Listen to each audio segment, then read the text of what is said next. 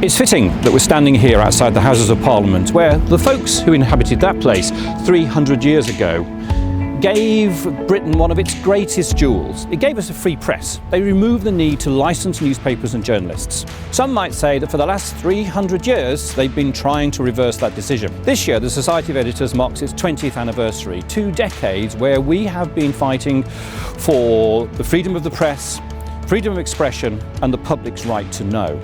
During that time, it's been a roller coaster ride, and we would say we've got plenty more still to do.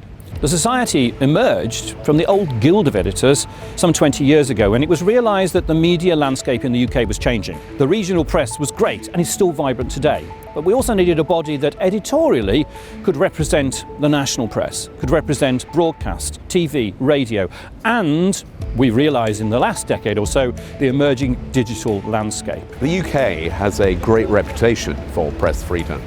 We uphold the freedom of the media here, but that is not to say there aren't challenges. And the Society of Editors does a great job in raising awareness of concerns where press freedom may be under threat and campaigning against them. I'm so proud to be president of the Society of Editors. And in an era of fake news, disinformation and unedited content online, the role of the Society has never been more important. Today the Society fights on several fronts. We've added 2 other aims for our organisation: diversity in the media and also high standards of editorial training. I think it's very important that we now embrace diversity more broadly and that newspapers have to reflect the audiences that they serve. We care passionately about delivering the news in as varied a means as possible.